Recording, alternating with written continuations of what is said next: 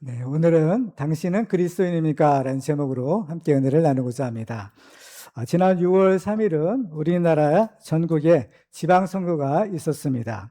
그런데 여론조사나 출구조사와 실제 개표 결과는 많은 차이가 있었습니다.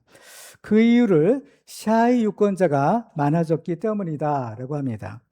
샤이라는 말이 붙으면 어떤 자신의 정치적인 성향이나 어떤 지지하는 사람이 누구인지를 공개적으로 드러내지 않는 사람을 가리키는 표현이 되었습니다. 그래서 미국에서도 샤이 트럼프라는 그 말이 있겠죠. 이런 정치적 성향 때문은 아니겠지만 최근에는 샤이 그리스도인들이 많아졌다라고 합니다. 어느 교회 집사님은 중견 기업에 다니는 회사원이었습니다. 근데 어느 날 갑작스러운 사고로 세상을 떠나서 장례를 치르게 되었답니다. 빈소에는 회사 동료들이 문상을 왔는데 그들의 장례식장에 와서 놀란 것이 하나 있었다고 합니다. 그것은 그분의 위패에 바로 붉은색 십자가 밑에 집사 아무개라고 이름이 쓰여져 있는 것을 보았기 때문입니다. 그분은 회사에서는 교회 다니는 티를 전혀 내지 않았다고 합니다. 만일 이분이 정년으로 은퇴를 했더라면 그 회사에 다니는 누구도 그분이 교회에 다녔다는 사실을 전혀 몰랐을 것입니다. 따라서 이런 분과 같은 사람을 가리켜서 샤이 그리스도인이라고 할 수 있을 것입니다. 그런데 이 샤이라는 단어는 세상에서는 있을 수 있겠지만 우리 신앙생활에서는 절대 있어서는 안 될 단어 중에 하나입니다. 왜냐하면 예수님께서 마태복음 10장에서 이렇게 말씀하셨기 때문입니다. 누구든지 사람 앞에서 나를 시인하면 나도 하늘에 계신 내 아버지 앞에서 그를 시인할 것이요, 누구든지 사람 앞에서 나를 부인하면 나도 하늘에 계신 내 아버지 앞에서 그를 부인하리라. 여러분은 그리스도인입니까? 그렇다면 우리가 이 세상에서 과연 그리스도인으로 산다라는 것은 무엇일까요? 성경을 보면 사람들이 예수 믿는 사람들을 가리켜서 그리스도인이라고 부르는 것은 바로 안디옥 교회에서부터였습니다. 그리스도인이라는 단어는 영어로는 크리스천인데요. 바로 그 뜻은 그리스도의 사람 또는 그리스도에게 속한 사람이라는 뜻입니다. 오늘 본문을 기록한 사도 바울은 너희는 나를 본받는 자가 되라 라고 했습니다. 그 이유는 바울 자신이 바로 그리스도를 본받았기 때문이었습니다. 오늘 말씀을 통해서 우리도 바울처럼 예수님을 본받아서 참된 그리스도인이 되기를 주님의 이름으로 축원합니다. 자, 바울은 오늘 본문에서 참된 그리스도는 과연 무엇이고 참된 그리스도인들은 어떻게 살아야 되는가라는 것을 우리에게 가르쳐주고 있습니다. 오늘 우리는 바울을 통해서 참된 그리스도인이 되는 두 가지 조건을 살펴보고 함께 은혜를 나누고자 합니다. 첫 번째로 우리가 참된 그리스도인이 되려면 자신의 믿음을 지켜야 합니다. 자, 오늘 부분이 시작되는 1절을 보면 이렇게 시작합니다. 내가 자유인이 아니냐? 사도가 아니냐? 예수 그리스도를 보지 못하였느냐? 주 안에 생한 나의 일이 너희가 아니냐? 네 가지 의문문을 사용하고 있는데요. 바로 실제로 자신은 유대인이며 사도이며 부활하신 예수님을 보았고 또 나는 너희를 전도한 사람이다 라고 말하는 것입니다. 이 말이 의미하는 바는 바울이 바로 사도라는 주장입니다. 바울이 왜 자신의 사도권을 주장하는가 하면 고린도 교회 안에는 바울의 사도권을 의심하는 사람들이 있었기 때문입니다. 성경을 보면 바울이 이방인의 사도로서 많은 이방인들을 전도하고 또 여러 곳에 교회를 세웠습니다. 그런데 바울의 대적자였던 유대 바로 율법주의자들이 바울이 가는 곳마다 바울을 쫓아와서 바울을 공격합니다. 그들이 바울을 공격한 이유는 바울은 사도가 아닌데 사도라고 주장한다라는 것입니다. 바울은 예수님이 12제자가 아니었는데 어떻게 사도가 될 수 있겠느냐? 그래서 바울은 거짓 사도이고 또 바울이 전한 복음은 가짜다라고 주장을 한 것입니다. 그래서 이들은 너희가 예수를 믿지만 예수를 믿어도 율법도 지키고 할례도 받아야 구원을 받을 수 있다라고 그들을 유혹한 것입니다. 그러면 과연 성경에 나오는 사도라는 것은 과연 무엇일까요? 먼저 사도라는 말은 헬라어로 아포스톨로스라는 단어입니다. 이 말의 뜻은 보내심을 받은 사람이라는 뜻입니다. 그래서 이 사도라는 것은 일종의 직분을 말하는 것이에요. 우리가 사도 바울 할 때 이 사도는 직분이요, 바울은 이름인 겁니다. 우리가 이제 예수 그리스도 할 때 예수는 이름이요 그리스도가 직분인 것처럼 바로 사도 바울에서의 사도는 바울의 사도 직분을 의미하는 말입니다. 근데 성경에 보면 이 사도라는 직분은 좁은 의미의 사도가 있고 또 넓은 의미의 사도가 있다. 바로 두 종류의 사도가 있다는 것을 발견할 수 있습니다. 먼저 좁은 의미의 사도를 보면 여기서의 그 사도는 예수님의 12제자를 가리키는 말입니다. 그래서 좁은 의미의 사도들은 몇 가지 특징이 있는데요. 첫 번째로는 예수님이 직접 그들을 뽑으셨다라는 겁니다. 그래서 예수님이 12제자를 직접 부르시고 택하셨다라고 하시죠. 그리고 또 이 사도들은 예수님께서 이제 죽음을 이기고 부활하셨을 때 부활하신 예수님을 만난 경험이 있는 사람들입니다. 그래서 이 사람들은 예수 부활의 증인이 되는 사명을 받은 자들인 거예요. 그래서 사도행전 1장 21절과 22절에 보면 이 사도 중에 결혼이 생기죠. 가룟 유다가 이제 자살하고 죽어서 이제 한 명을 채우는데 그 사도의 조건을 이렇게 얘기해요.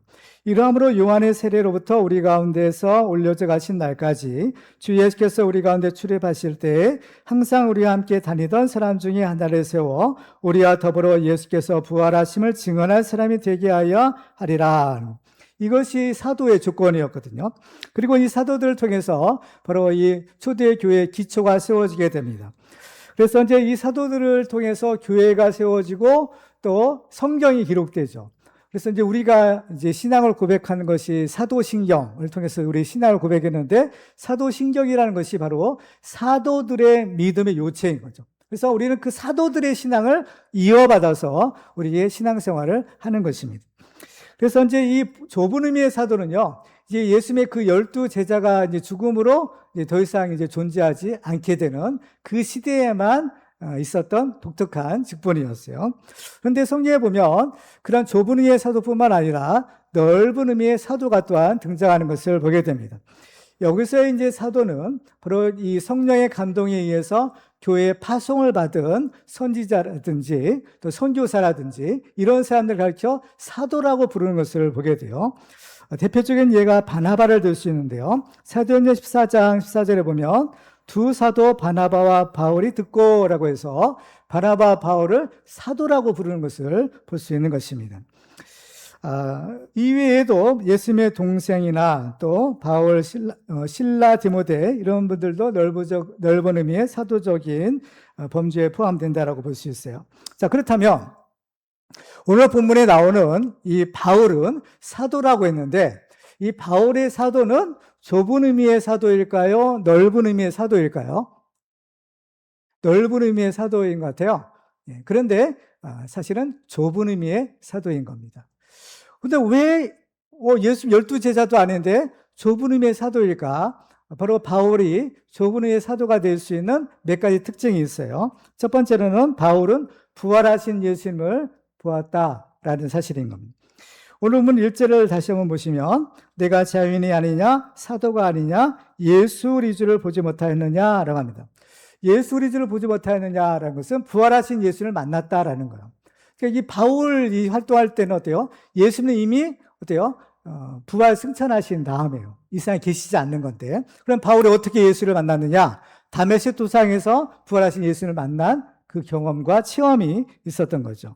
바로 이것이 바울의 사도권의 가장 중요한 근거가 되는 사건이었어요. 그래서 고린도서 15장 4절 이하에 보면 장사 지낸 바 되셨다가 성경대로 사흘 만에 다시 살아나사 게바에게 보이시고 후에 12제자에게와 그 위에 500의 형제에게 일시에 보이셨나니 하면서 8절에 보면 맨 나중에 만삭되지 못하여 난자 같은 내게도 보이셨느니라 나는 사도 중에 가장 작은 자라라고 합니다. 그러니까 바로 이 바울도 부활하신 예수님을 만났다는 것이고 이 바울은 그 사도들 중에 가장 작은 자라는 것은 맨 나중에 된 사도라는 뜻인 거예요. 그래서 바울도 바로 그 좁은 의미의 사도라고 주장을 합니다.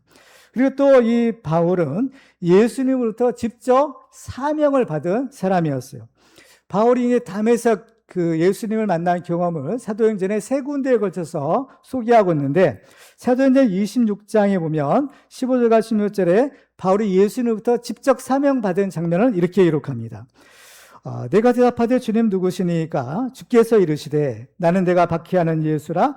일어나 너의 발로 서라. 내가 내게 나타난 것은 곧 내가 나를 본 일과 장차 내가 내게 나타난 일에 너로 종과 증인을 삼으려 함이니 라고 말씀합니다. 그러니까 그 예수로부터 직접 그 사명을, 증인된 사명을 받았기에 바울은 사도가 맞는 것이고, 또 로마서 11장 13절에 보면 내가 이방인의 사도인 만큼 내 직분을 영광스럽게 여긴다라고 고백하는 것을 보게 됩니다.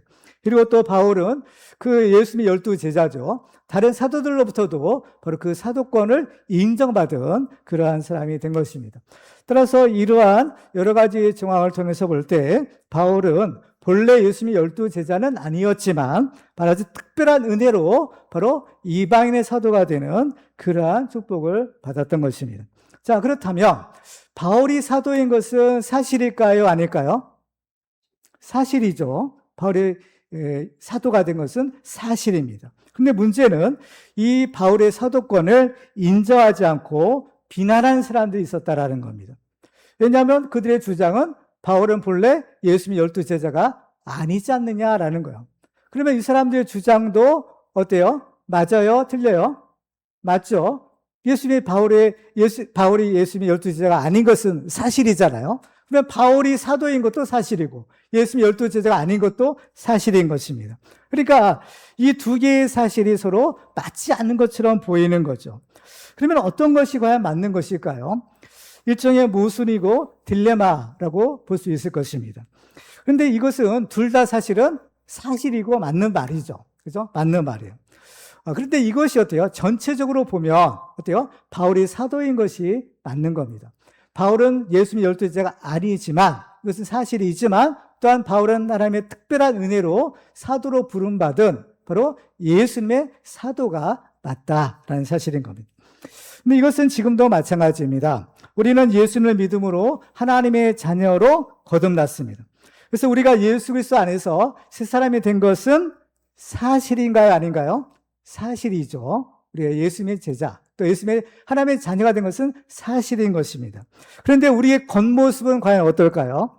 여러분이 세상 사람들에게 나는 하나님의 자녀가 되었다, 나는 구원받았다 라는 것을 여러분들이 만약에 말한다면 세상이 여러분들을 믿을까요? 안 믿을까요?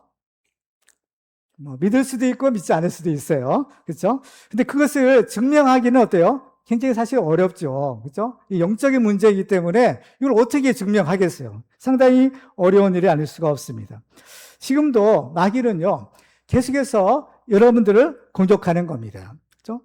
지금 마치 유대인들이 바울이 사도가 아니라고 공격하는 것처럼 여러분이 하나님의 자녀가 되었다는 사실을 마귀는 끊임없이 부인하는 거예요.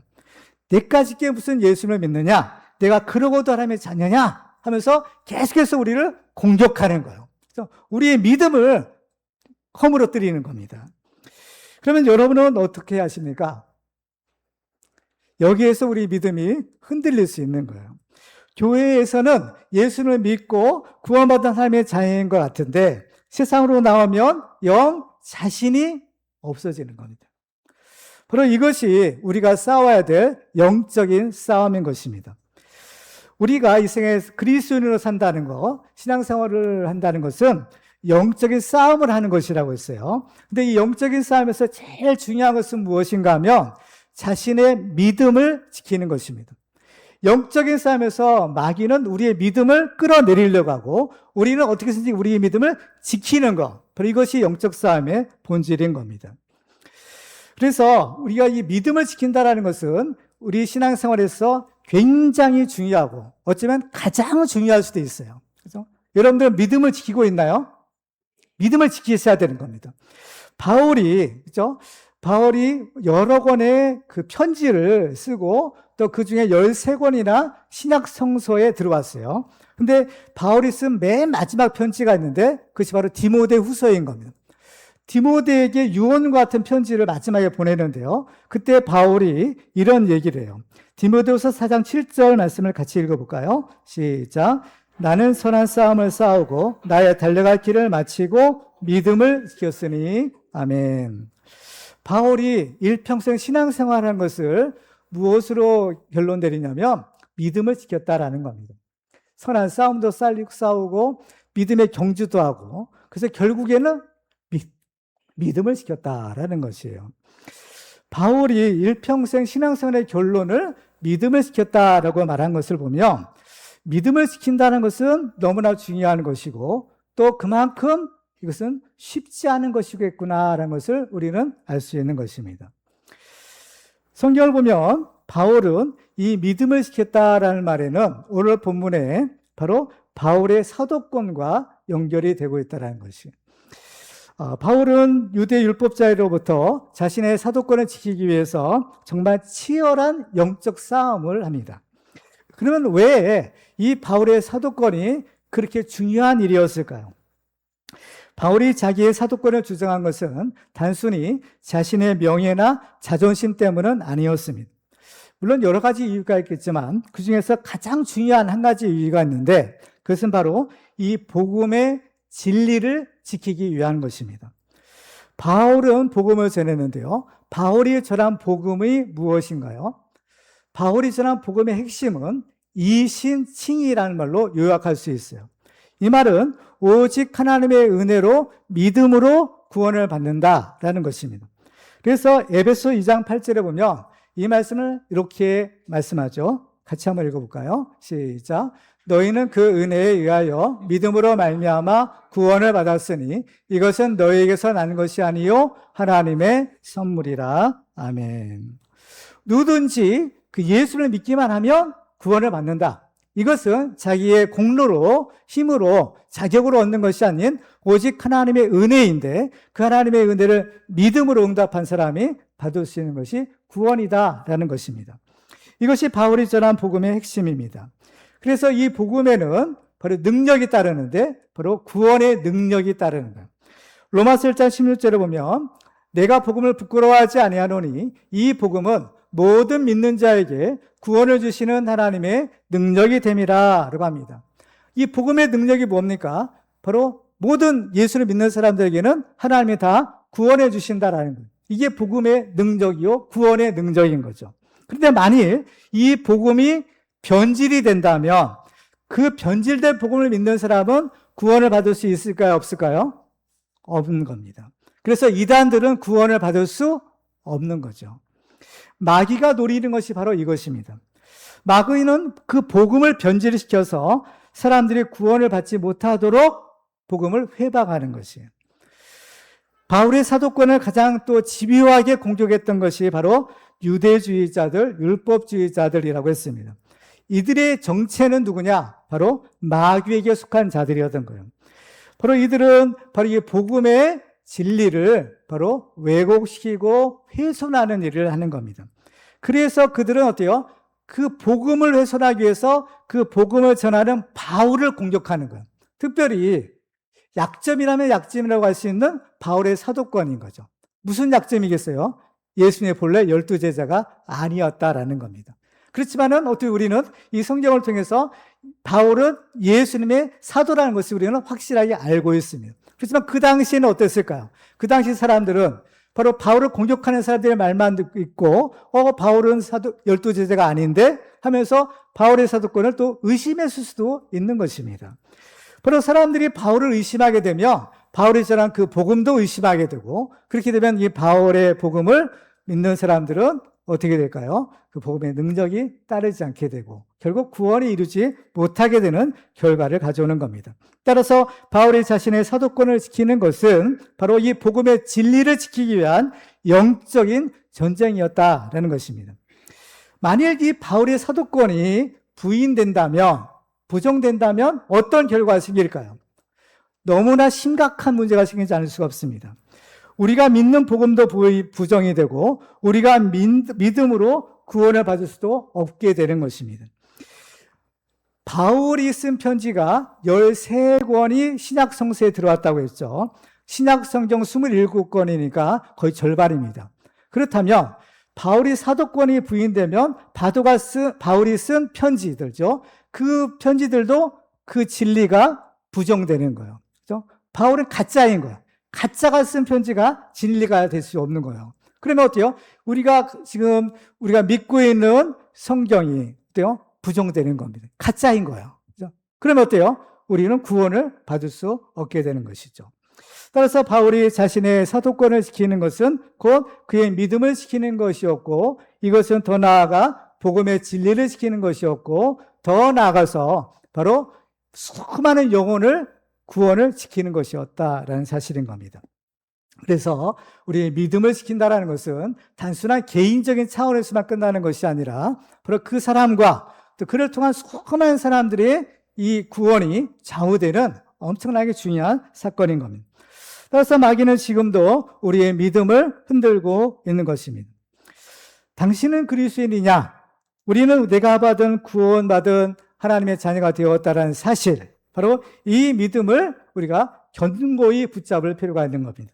골로새 1장 21절에 보면 전에 악한 행실로 멀리 떠나 마음으로 원수가 되었던 너희를 이제는 그의 육체의 죽음으로 말미암아 화목하게 하사 너희를 거룩하고 흠없고 책망할 것이 없는 자로 그 앞에 세우고자 하셨으니 만일 너희가 믿음에 거하고 터 위에 굳게 서서 너희의 들은 바 복음의 소망에서 흔들리지 아니하면 그러하리라. 아멘 하십니다. 그렇습니다. 우리도 이 믿음의 선한 싸움을 싸워 우리의 믿음을 굳게 지키고 복음의 진리를 지키는 바로 참된 그리스도인들이 다 되시기를 주님의 이름으로 축원합니다.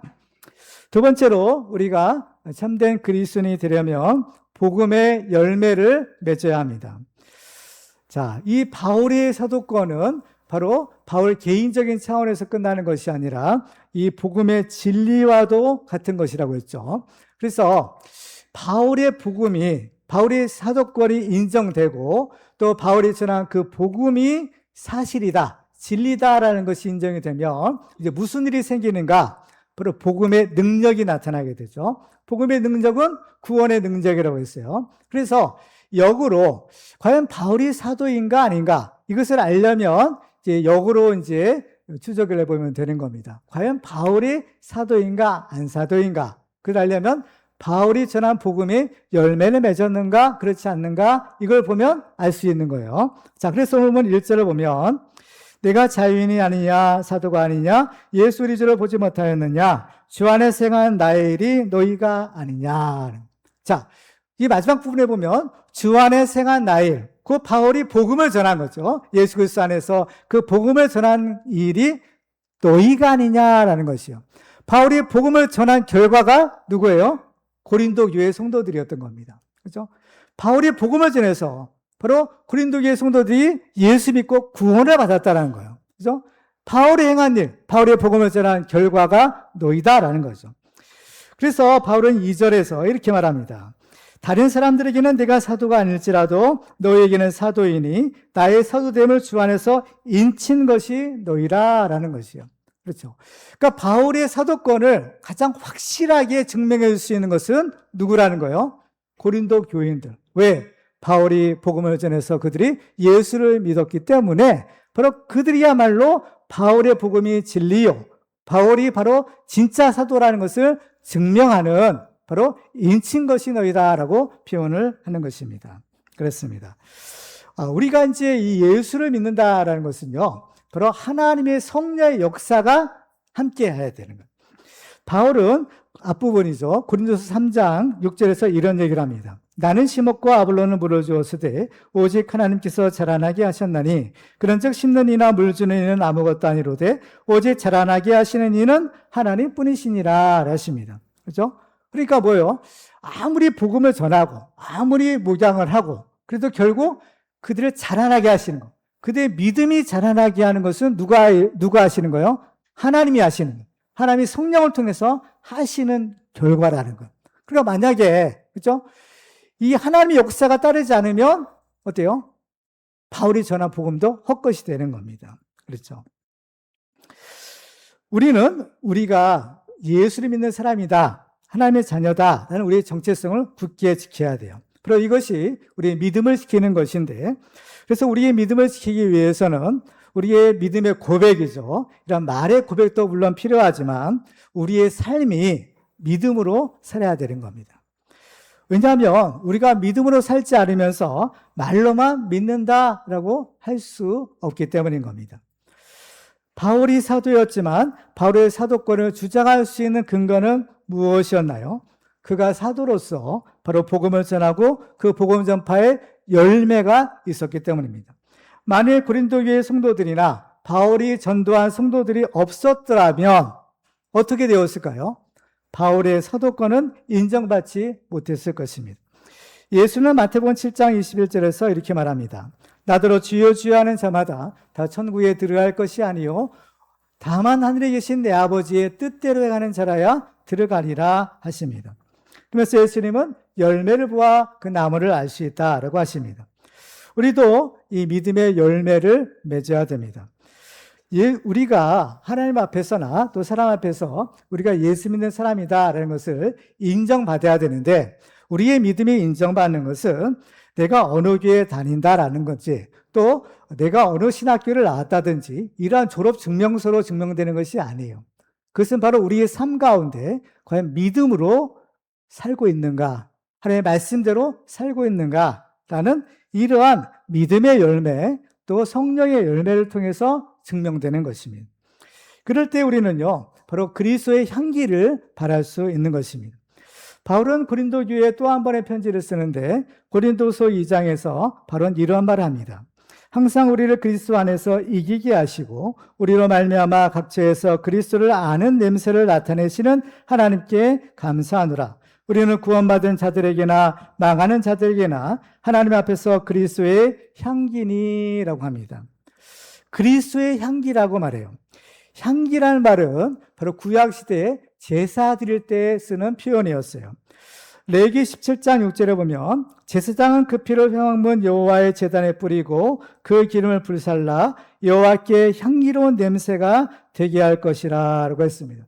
바로 하나님께 제사를 드릴 때 하나님의 받으시는 제사가 되는 그러한 표현, 특징이 뭐냐? 하나님께 향기로운 냄새예요. 그죠? 그 제사를 제물을 태워가지고 하나님께 제사를 드리죠. 근데 그 냄새가요, 사람이 맡기는 너무 역겨운 거예요. 그렇지만은 하나님께서 그 제사의 향기를 향기로운 냄새로 받으시는 그 제사가 있다는 거예요. 그게 뭐냐? 두 가지 요소인데, 하나는 피로 드리는 제사요, 또 하나는 기름으로 드리는 제사예요. 여기서 피는 예수 그리스도의 보혈을 상징하는데, 피는 생명이라고 했고, 피에는 그 죄를 사하는 능력이 있는 거죠. 그리고 또 기름이라는 것은 제물 중에서 가장 좋은 부분을 상징하는 거예요. 여러분들은 고기를 드실 때 주로 어때요? 살코기만 많이 드시잖아요. 기름기가 이렇게 기름덩어리 붙었으면 기름기를 떼어내고 먹습니다. 콜레스테롤 많다. 그렇죠? 살찐다. 그런데 옛날 시대는요, 고기 중에서 최고로 1등급 부위는 뭐냐? 이 기름이 붙어 있는 부위였어요.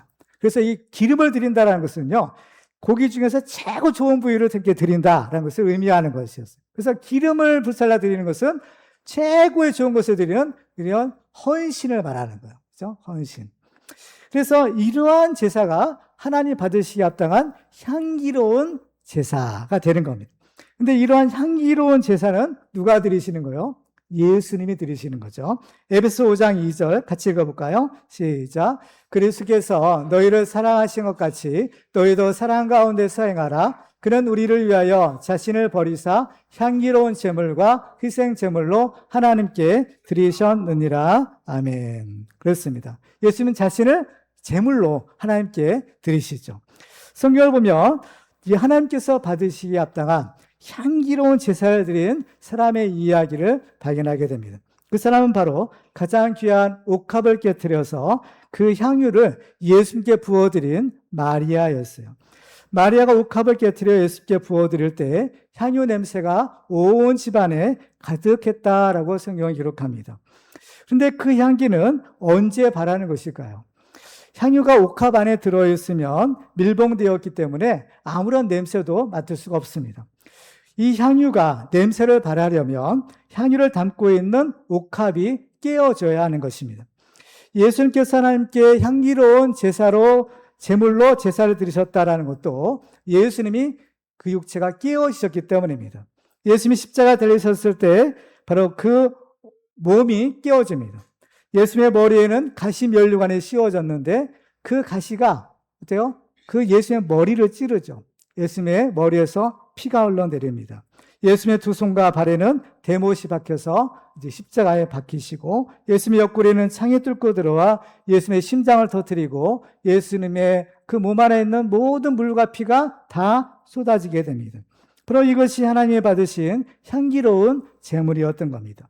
마리아도 향유가 담긴 옥합을 깨뜨렸을 때 그 속에 있던 향유가 흘러나와 온 집안을 향기로운 냄새로 채울 수 있었습니다. 향유는 귀한 것이지만 그 향유를 담고 있는 옥합이 깨어질 때만 그 향기를 발할 수 있는 것이죠. 옥합을 깨뜨리는 것은 무엇을 의미할까요? 옥합을 깨뜨린다는 것은 자기를 희생한다는 것을 의미합니다. 내가 쓸 것을 쓰지 않고 주님께 드리는 것입니다. 어쩌면 마리아가 드린 이 향유는 이 여자의, 가난한 여자의 일평생 모은 가장 소중한 것일지도 모릅니다. 그렇지만 마리아가 그 귀한 것을 자기를 위하여 쓰지 않고 예수님을 위하여 드린 것은 하나님의 받으시기 합당한 향기로운 제물이 된 것입니다. 마리아는 이 향유로서 자신의 예수님에 대한 믿음과 사랑과 희생과 헌신을 이것으로 표현한 것입니다. 오늘 본문의 바울은 우리는 하나님 앞에서 그리스도의 향기라고 했습니다. 우리가 그리스도의 향기를 발하려면 옥합을 깨뜨린 것 같은 자기 희생과 헌신이 있어야 됩니다. 그러면 오늘 본문을 기록한 바울은 과연 무슨 옥합을 깨뜨리는 희생과 헌신을 했을까요? 그것은 한마디로 말하면 사도로서의 자신의 권리를 포기한 것이었습니다. 오늘은 3절에 보면 나를 비판한 자들에게 변명할 것이 이것이니 라고 말합니다. 나를 비판한 자들은 바로 바울의 사도권을 부인하는 적대자들이죠. 그래서 그들에게 바울이 변명할 것, 바울이 변호할 것이 이것이다 라고 말합니다. 그것이 무엇인가 하면 바울이 사도로서 가질 정당한 권리입니다. 오늘 본문 4절에 보면 우리가 먹고 마실 권리가 없겠느냐, 또 5절에는 우리가 다른 사도들과 주의 형제들과 게바와 같이 믿음에 참여된 아내를 데리고 다닐 권리가 없겠느냐라고 합니다. 또 6절에는 어찌 나와 바나바만 일하지 아니할 권리가 없겠느냐라고 말합니다. 계속해서 3번을 거쳐서 바울은 권리라는 단어를 사용합니다. 이것은 바로 사도로서의 정당한 권리가 이런 것이다라는 것이죠. 이러한 권리는 과연 어디서 생기는 것이냐라는 거죠. 이러한 권리는 바로 바울이 사도로서 일했기 때문에 생기는 것입니다. 그래서 바울은 자신의 권리의 근거로서 세상의 이치, 성경적인 이치, 또 예수의 말씀을 근거로 들어서 설명합니다. 10절에 보면 누가 자기 비용으로 군복무를 하겠느냐? 누가 포도를 심고 그 열매를 먹지 않겠느냐? 누가 양떼를 기르고 그 양떼의 젖을 먹지 않겠느냐? 세상에서도 이러한 수고를 하면 당연히 그 수고의 대가를 받는 것이 마땅하지 않느냐? 그러면서 또 율법에도 곡식을 밟았던 소에게 망을 씌우지 말라고 하시고, 또 13절에 보면 성전에서 일을 하는 사람들은 성전에서 나는 것을 먹고 제단에서 섬기는 자들은 제단과 함께 나는 것을 알지 못하느냐라고 성경적인 근거를 들어요. 또 오늘 14절에 보면 예수의 명령을 근거로 드는 거예요. 이같이 주께서도 복음을 전하는 자들이 복음으로 말미암아 살리라 명하셨느니라 하시는, 이것은 예수님께서 12제자를 파송하실 때 주신 말씀에 근거한 거죠. 마태복음 10장 9절에 보면 바로 너희는 전대에 금이나 은동을 가지지 말고 또 여행을 위하여 배낭이나 두보롯이나 신이나 지팡이를 가지지 말라. 이는 일꾼이 자기의 먹을 것을 받는 것이 마땅함이라 라고 말합니다.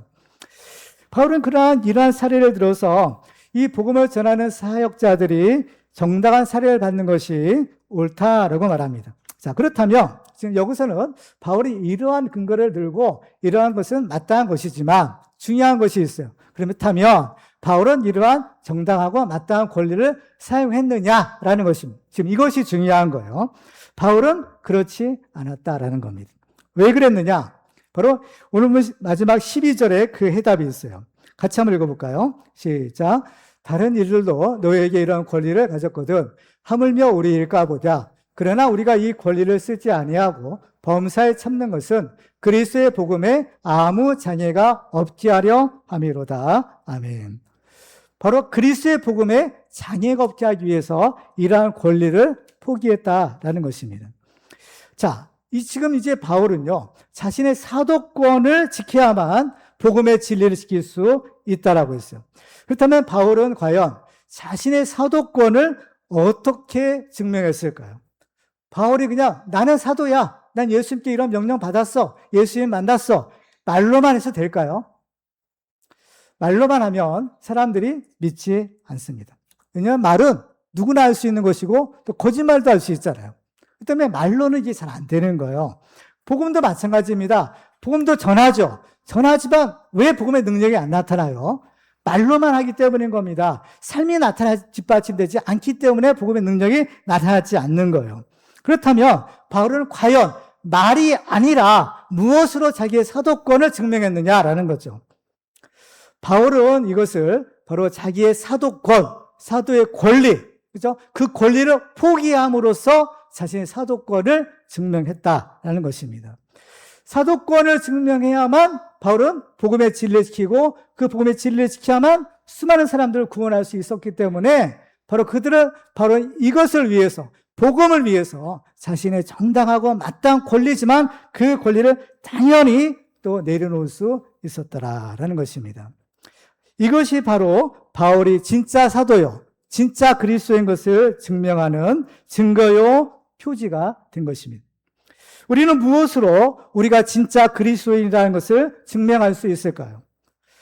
그것은 이 사도 바울처럼 복음을 위하여 자신의 정당한 권리를 기꺼이 포기하는 것입니다. 세상 사람들은 어때요? 자신의 권리가 침해되거나 손해를 보는 일을 참지 못합니다.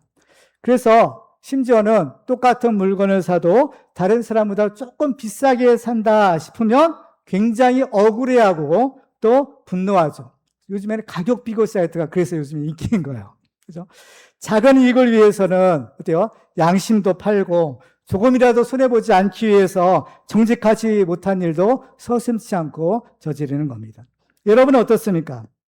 만일 우리 그리스도인들도 세상 사람들과 똑같이 생각하고 그들과 똑같이 말하고 그들과 똑같이 행동한다면 과연 우리가 세상 사람들과 다를 바가 무엇이겠습니까? 우리가 진짜 그리스도인인 것을 증명하는 것은 예수님처럼 살아야 되고 사도 바울처럼 살아야 하는 것입니다. 예수님은 우리를 구원하시려고 기꺼이 십자가를 지셨습니다.